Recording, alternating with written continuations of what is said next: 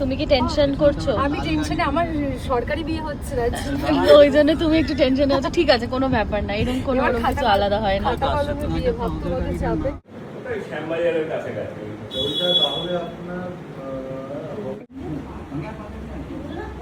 Hello everyone, এখন আমরা বেরিয়ে পড়লাম, যাব রেজিস্ট্রি অফিসে। আর ওটা আমাদের বাড়ি থেকে 5-7 মিনিট দূরে। এখানে দুই বোন, আমি, বাবা, অভ্র বসেছি, আর কাকু কাকিমা পেছনে আসছে ওদের গাড়িতে। তুমি কি টেনশন করছো? আমি টেনশনে, আমার সরকারি বিয়ে হচ্ছে না, ওই জন্য তুমি একটু টেনশনে আছো। ঠিক আছে, কোনো ব্যাপার না, এরকম কোনো কিছু আলাদা হয় না। খাতা কলমে বিয়ে, ভাবতে কত চাপে। এখন তো চলে এসেছি আমরা রেজিস্ট্রি অফিসে। আর ওই আর কি, বোনেদের সাথে গল্প করছি, মজা করছি। আর এখানে তো এখন বেশ কিছু সময় লাগবে, বলছিল 40-45 মিনিট সময় লাগবে পুরো প্রসেস হতে।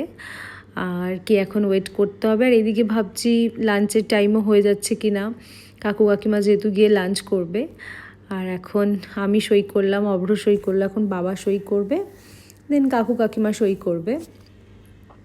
তোমাদের আলাদা করে কোনো অনুভূতি হয়েছিল কি না আমাকে অবশ্যই কমেন্ট করো রেজিস্ট্রির দিন। আমার সেরকম কিছুই বুঝতে পারিনি, যেহেতু আগেই বিয়ে হয়ে গেছে। ওই আর কি, ঠিক আছে আজকে রেজিস্ট্রি করতে হবে, এটা ভীষণ ইম্পর্ট্যান্ট, তো সেটাই। আলাদা কিছু তেমন বুঝতে পারিনি। তবে মজা এটাই যে কাকু কাকিমা এসছে, বোনেরা এসছে, বোনেরা থাকলে তো খুব মজা হয়, তাই না?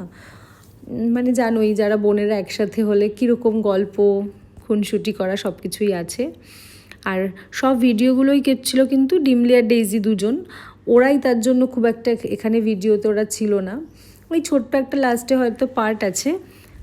যাই হোক, এরকম করেই সেদিনটা খুব আনন্দ করেই কাটিয়েছিলাম। আর এইদিকে তো বাবা আর কাকা মিলে খুব গল্প করছে। এরকম আরও কিছু ভিডিও আসবে তোমাদের নেক্সট ব্লগে। ততক্ষণের জন্য ভালো থেকো আর সুস্থ থেকো।